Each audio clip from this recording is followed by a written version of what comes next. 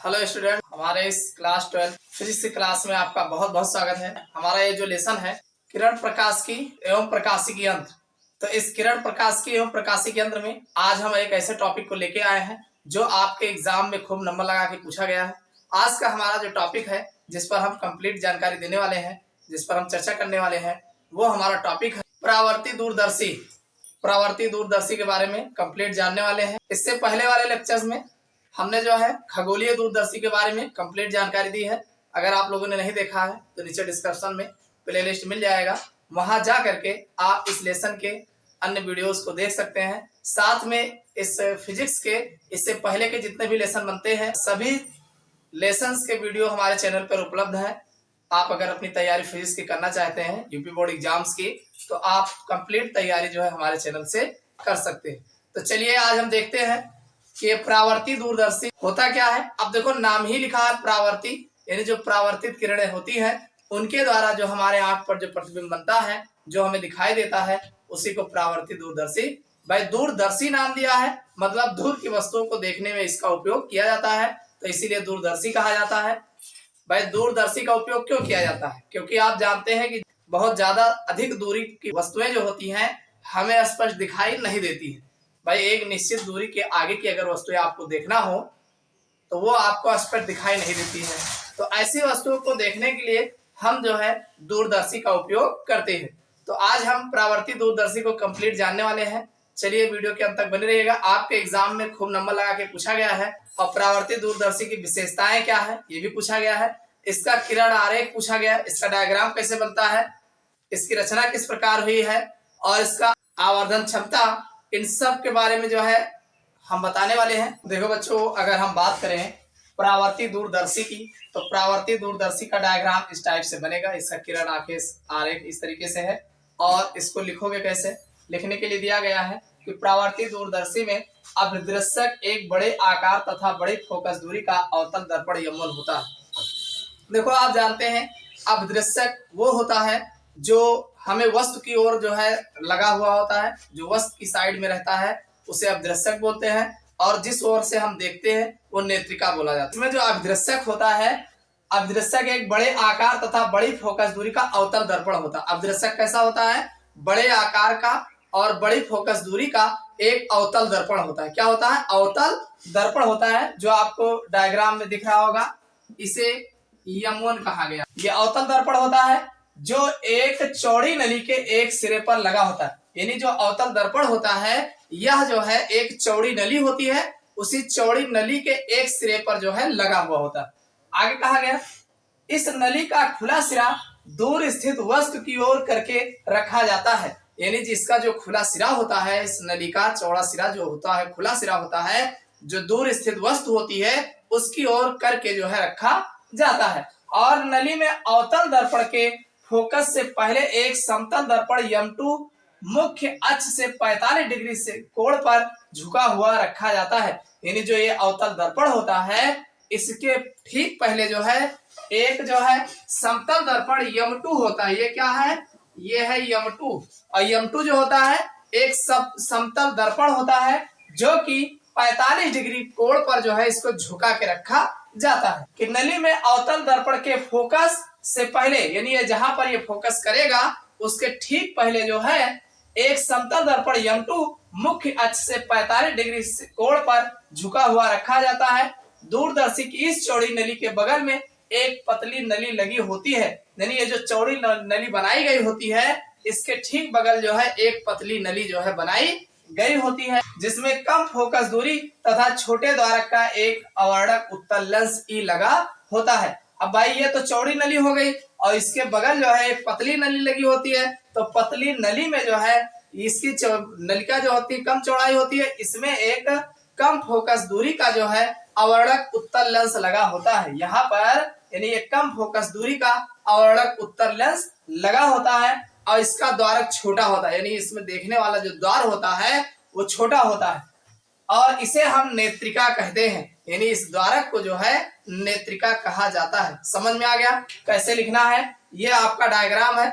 इसमें जो है एक ये बड़ी द्वारक की हमारे पास नलिका होती है और बड़े द्वारक में एक जो है अवतल अभिदृश्यक लेंस होता है जिसे यम1 कहा गया, और इस अवतल अदृश्यक लेंस के मुख्य फोकस के पहले, यानी मुख्य फोकस इसका यहाँ है, तो मुख्य फोकस के पहले एक समतल दर्पण M2 होता है और यह समतल दर्पण जो है मुख्य अक्ष से 45 डिग्री के कोण पर झुका करके रखा जाता है। और फिर इसके पहले जो है एक चौड़े मुंह के नलिका के बाद एक पतले मुंह वाली नलिका होती है और इस पतले मुंह के नलिका में जो हमारा ये छोटे द्वारक होता है, छोटे द्वारक पर अवर्णक उत्तल लेंस लगा होता है। ये अवर्णक उत्तल लेंस है जिसे ई से रिप्रेजेंट किया जाता है और इस अवर्णक उत्तल लेंस को ही हम जो है नेत्रिका कहते हैं। मतलब यहाँ नेत्र लगा के देखा जाता है। नेत्र लेंस ये हो जाएगा और ये हमारा जो है अदृश्यक लेंस ये बड़े द्वारक का हो जाता। तो ये तो इसका डायग्राम हो गया और डायग्राम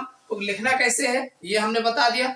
अब इसका कार्य कैसे होता है, यानी इसमें प्रतिबिंब किस प्रकार बनता है, इसके बारे में बात कर लेते हैं। देखो बच्चों, अगर हम बात करें प्रतिबिंब का बनना, यानी इसमें किस प्रकार से प्रतिबिंब बनता है, तो देखो इसमें जो अवतल दर्पण M1 दूर स्थित वस्तु AB से आने वाली समांतर किरणों को अपने फोकस पर केंद्रित करता है।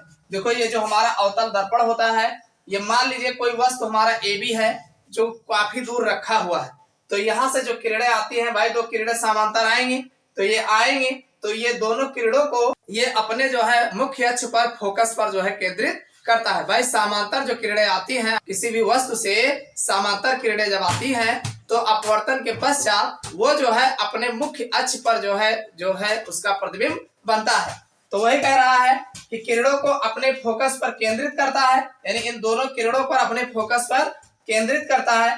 परंतु ये किरणें फोकस पर केंद्रित होने से पहले, यानी जब दोनों किरणें वापस जो है परिवर्तित होकर जा रही होती है, तो उससे ठीक पहले एक समतल दर्पण लगा होता है जो कि 45 डिग्री कोण पर झुका हुआ होता है। तो ये M2 जो है, ये M1 जो है अवतल दर्पण है और ये एक समतल दर्पण जो होता है ये M2 होता है। अब M2 से टकराती कि झुके हुए दर्पण M2 पर आपतित होती है। भाई ये यहाँ से जा रही है, तो इस अब अगर हम समतल दर्पण की बात करें तो उस पर आ रही होती है, तो इस समतल दर्पण पर ये आपतित होती है। समतल दर्पण पर इन किरणों को परावर्तित करके, यानी जो समतल दर्पण होता है अब इन आपतित किरणों को ये परावर्तित करता है, रिफ्लेक्शन देगा। परावर्तित करके AB का छोटा वास्तविक उल्टा प्रतिबिंब A1 B1 बनाता है। यानी इन जो आपतित किरणें होती है ये इसको परावर्तित करता है और परावर्तित करके इसका छोटा प्रतिबिंब जो है A1 और B1 जो है यहाँ पर छोटा प्रतिबिंब बनाता है। कैसा बनाता है, ये वास्तविक होता है। देखो वही लिखा है, छोटा वास्तविक उल्टा प्रतिबिंब बनाता है। छोटा भी होता है, वास्तविक होता है और उल्टा प्रतिबिंब जो है इसका बनता है। नेत्रिका ई द्वारा A1 B1, अब ये जो हमारा नेत्रिका लेंस, ये नेत्रिका लेंस ये होता है। नेत्रिका ई द्वारा A1 B1 का वास्तविक सीधा तथा बड़ा प्रतिबिंब E2 B2 स्पष्ट दृष्टि की न्यूनतम दूरी तथा अनंत के बीच में बन जाता है। यानी अब इस नेत्रिका द्वारा जो है ये अनंत पर जो है, अनंत से पहले जो है A2 B2 स्पष्ट दृष्टि की न्यूनतम दूरी तथा अनंत के बीच में बन जाता है। जब प्रतिबिंब A1 B1 नेत्रिका के फोकस पर बन जाता है तो अंतिम प्रतिबिंब A2 B2 अनंत पर बनेगा। भाई A1 B1 जो है ये नजदीक बनता है, तो A2 B2 जो होता है ये अनंत के बीच में बनता है। ये जो दो किरणें जा रही हैं, अब ये दोनों किरणें जाएंगी कहीं ना कहीं अनंत पर आपस में काटेंगी, तो उस अनंत का प्रतिबिंब जो है इसकी आंख पर जो है A2 B2 बनता है। अब यहाँ पर आप देख रहे हैं, देखिए ये डायग्राम है, ये AB जो है ये वस्तु है, आप इसको अपनी भाषा में लिख सकते हैं कि एक वस्तु AB है जो अनंत पर रखा है और यहाँ से दो समांतर किरणें चलती हैं और अवतल दर्पण M1 से आकर के टकराती हैं और दोनों किरणों ये मुख्य फोकस पर केंद्रित होती है। देखो ये किरण जाएगी और ये भी किरण जाएगी और अगर इसको सीधे अगर जाने दिया जाता तो यहाँ A डैश B डैश जो है ये A double dash B double dash ये मुख्य फोकस पर बनती काटती, लेकिन सामने बीच में ही समतल दर्पण होता है। समतल दर्पण के लिए ये दोनों किरणें आपतित किरण होती हैं और इन दोनों किरणों को परावर्तित करता है और परावर्तित करने के बाद इसका उल्टा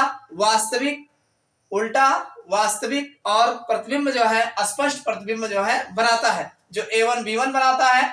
और ये जो है A1 B1 के लिए, ये नेत्रिका E के लिए जो है भाई A1 B1 नेत्रिका E द्वारा जो है इसका स्पष्ट प्रतिबिंब A2 B2 जो है अनंत पर जाकर के बनता है। चूंकि ये A1 B1 जो होता है ये जो है स्पर्श दृष्टि की न्यूनतम दूरी में ही बनता है। तो इसका जो A2 B2 बनेगा ये इन दोनों किरणों का वो अनंत पर जाकर के कहीं ना कहीं बनेगा और यहाँ पर इस नेत्रिका द्वारा जो है यहाँ पर इसका स्पष्ट प्रतिबिंब दिखाई देता है। तो ये इसकी जो है प्रतिबिंब का बनना है। समझ में आ गया होगा कि ये कैसे कार्य कर रहा है। अब हम इसके जो है आवर्धन क्षमता का सूत्र देख लेते हैं क्या है। देखो मेरे प्यारे बच्चों, अगर इसके हम आवर्धन क्षमता के सूत्र की बात करें, आवर्धन क्षमता का सूत्र किस प्रकार होता है, तो देखिए जब प्रतिबिंब अनंत पर बन रहा हो, जब इसका प्रतिबिंब अनंत पर बनेगा तब उसका यम बराबर होगा F0 अपान Fe होगा। क्या होगा? F0 अपान Fe। ये जब अनंत पर बनेगा तब इसका आवर्धन क्षमता का सूत्र है। और दूसरा, जब प्रतिबिंब स्पर्श दृष्टि की न्यूनतम दूरी पर बनता है, मान लीजिए ये दूसरा वाला प्रतिबिंब यहाँ पर जो स्पर्श दृष्टि की न्यूनतम दूरी पर बन रहा है, तो उस समय इसका जो आवर्धन क्षमता का सूत्र होगा m बराबर F0 अपान Fe जो होगा और ब्रैकेट में 1 प्लस Fe अपान डी, ब्रैकेट में 1 प्लस Fe अपान डी, ये इसके आवर्धन क्षमता का सूत्र होता है। तो इसको जाने रहेगा। इसके बाद अपवर्ती दूरदर्शी की तुलना में परावर्तित दूरदर्शी के लाभ क्या है, यानी इनमें विशेषताएं क्या होती हैं, इनको हम एक साथ जान लेते हैं। देखो बच्चों, अगर इसमें देखा जाए कि आप अपवर्ती दूरदर्शी की तुलना में परावर्तित दूरदर्शी के लाभ, यानी परावर्तित दूरदर्शी के क्या लाभ है, ये तुलना किससे कराई जा रही? अपवर्ती दूरदर्शी, जिसे आप खगोलीय दूरदर्शी कहते हैं, तो इनसे तुलना कराई जा रही। और आप अपवर्ती दूरदर्शी की विशेषताएं में भी आप इसको लिख सकते हैं अपने हिसाब से। कैसे लिखोगे? देखो, पहला, परावर्ती दूरदर्शी में प्रकाश का अवशोषण बहुत कम होता है। ये जो परावर्ती दूरदर्शी है इसमें प्रकाश बहुत ज्यादा अवशोषित नहीं होता है, यानी प्रकाश का अवशोषण बहुत कम होता है, जिससे बना प्रतिबिंब समान द्वारक के अपवर्ती दूरदर्शी की अपेक्षा अधिक चमकीला बनता है। यानी आप अपवर्ती दूरदर्शी का उतना ही बड़ा द्वारक होगा और परावर्ती दूरदर्शी का भी इस आगे का अभिदृश्यक लेंस जो होगा, द्वारक जो होगा, उतना ही होगा। लेकिन अगर देखा जाए तो अपवर्ती दूरदर्शी में जो प्रकाश भाई अवशोषित कम करता है, तो इस पर जो प्रतिबिंब बनता है इसमें बहुत ही चमकीला जो है दिखाई देता है। किसकी तुलना में? अपवर्ती दूरदर्शी की तुलना में परावर्ती दूरदर्शी में जो है प्रकाश जो प्रतिबिंब बनता है वो बहुत ही चमकीला जो है दिखाई देता है, स्पष्ट दिखाई देता है। दूसरी बात यह है, परावर्ती दूरदर्शी से बना अंतिम प्रतिबिंब, जो परावर्ती दूरदर्शी से अंतिम प्रतिबिंब बनता है वो उसमें वर्ण विभेदन दोष से पूर्णतया मुक्त होता है। यानी इसमें वर्ण विभेदन क्या है, यानी जो प्रकाश की किरण होती है ये अलग अलग रंगों में बिखरती है, तो अलग अलग रंगों में बिखराव ही वर्ण विभेदन कहा जाता है। तो इसकी जो प्रकाश की किरण होती है यानी वर्ण विभेदन के दोषों से मुक्त होता है, इसमें इस प्रकार का कोई दोष दिखाई नहीं पड़ता। अगला है, इसमें परवलयाकार दर्पण के प्रयोग से, आप जानते हैं परावर्ती दूरदर्शी में एक परवलयाकार जो है दर्पण का उपयोग किया जाता है, तो जिससे जो है गोलीय विभेदन दोष जो होते हैं, जो गोलीय विभेदन दोष होते हैं ये पूर्णतया जो है दूर हो जाते हैं, जिससे प्रतिबिंब टेढ़े दिखाई नहीं देते और इसके कारण जो प्रतिबिंब बनता है वो टेढ़ा नहीं होता है, वो स्पष्ट सीधा दिखाई देता है। और अगला जो है दूरदर्शी की विभेदन क्षमता, यानी जो ये दूरदर्शी है इसकी विभेदन क्षमता D अपान 1.22 लैम्डा होता है।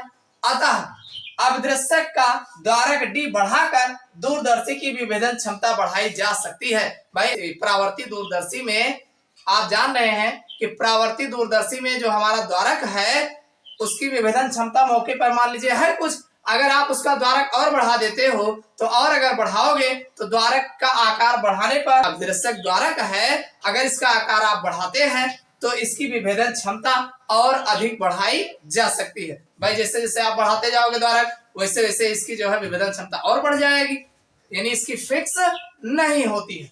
और अगला है परावर्ती दूरदर्शी में परवलयाकार दर्पण के उपयोग से, आप जानते हैं परावर्ती दूरदर्शी में परवलयाकार दर्पण उपयोग किया जाता है, तो वही कहा गया परवलयाकार दर्पण के उपयोग से प्रतिबिंब में गोलीय विभेदन के दोष को दूर किया जा सकता है।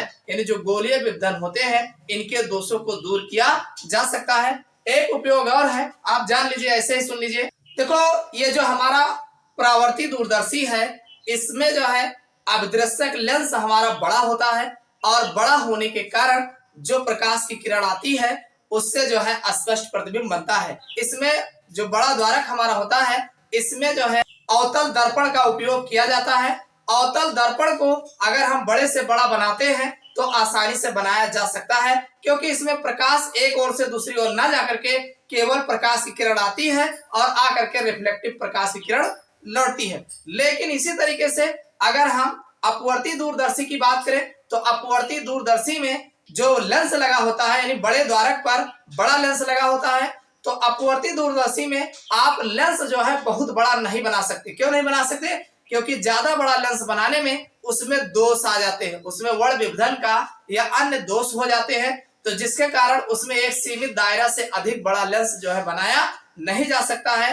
तो इसका एक लाभ ये है, अपवर्ती दूरदर्शी में उससे बड़े द्वारक का लेंस नहीं बनाया जा सकता है, लेकिन ये परावर्ती दूरदर्शी में हम और अधिक जो है अवतल दर्पण बना करके और अधिक बड़े द्वारक बना करके जो है इससे जो है और अधिक दूर की वस्तुओं को देखा जा सकता है। तो इसका एक उपयोग यह है। तो उम्मीद करता हूँ ये सारी विशेषताएं और जो इसमें लाभ है समझ में आ गया होगा। तो इस क्लास में बस इतना ही। अगर समझ में आया तो वीडियो को लाइक अवश्य कर दीजिएगा। फिर मिलते हैं अगले क्लास में किसी नए टॉपिक के साथ।